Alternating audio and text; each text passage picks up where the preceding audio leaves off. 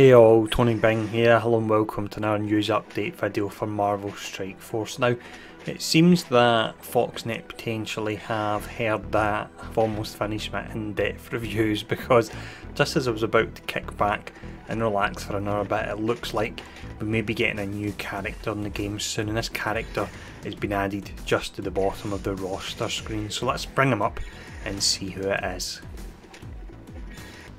So we have Baron Mordo then. We've actually already seen him in game because he is an NPC that you can go up against, and his attacks do look pretty awesome. Now if we look at his unlock requirements, it's 45 shards. That means he'll unlock at 2 stars. Now at the moment we do actually have a Doctor Strange Blitz going on, which seemed a bit random, so I'm wondering if we'll follow up this Doctor Strange Blitz with a Baron Mordo Blitz, and hopefully, because he's unlocked at 2 stars, that'll be one that's open to everyone, so it'll mean the 1 to 10% will have the chance to unlock him, and anyone higher will be able to simply star him up higher. Now if you look at his description anyway, it's saying a powerful sorcerer who weakens his enemies with forbidden magic. We then get his traits. Of course it's villain. We've got Cosmic and Mystic, great for those campaigns. He is a controller and martial artist as well. Now what we'll do as well is have a quick look at the skills here.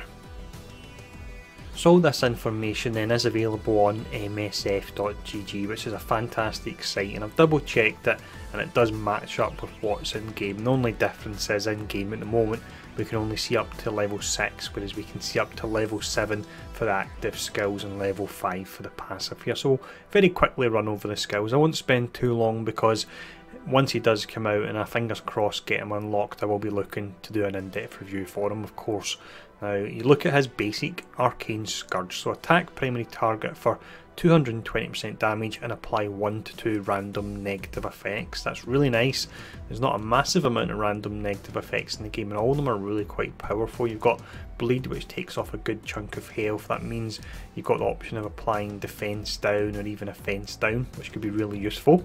You then get his special Mesmerize. It's 4 charges and you can use it at the start. This is awesome, this skill. It's apply stun to primary target straight at the start of a fight, and then a 50% chance to blind 3 additional targets, and also a 50% chance to apply slow to 2 targets.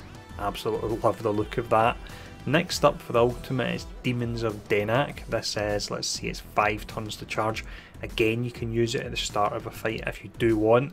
Attack all targets for 240% damage and apply heal block for 2 turns, and the attack cannot miss as well. Another great controller skill there. And then finally the passive is really interesting. It's Too Many Sorcerers. So on death of any character, heal self for 10% of this character's max health, and on death of a mystic, heal self for 15% of this character's max health and gain 1 to 2 ability energy. Now I'm thinking if you pair him up with the likes of Nobu, who is actually a mystic class, as long as his summons are classed as mystic as well, when and if they are taken out, which does happen to summons because they are a bit squishy, that could be really good for him, giving him health and ability energy to fire off that special and ultimate even quicker. So absolutely awesome. This was a bit of a surprise, this one. I didn't expect it at all, and fingers crossed once Doctor Strange finishes we will see him appear for the next Blitz. And it would make sense because thinking about the dates, I reckon we've got a few days before the Iron Man event starts, and if we go by how that event was last time, we actually had some Shield Blitz running, so we could potentially have the Baron Mordo Blitz next, follow that up with some Shield characters that people want, the likes of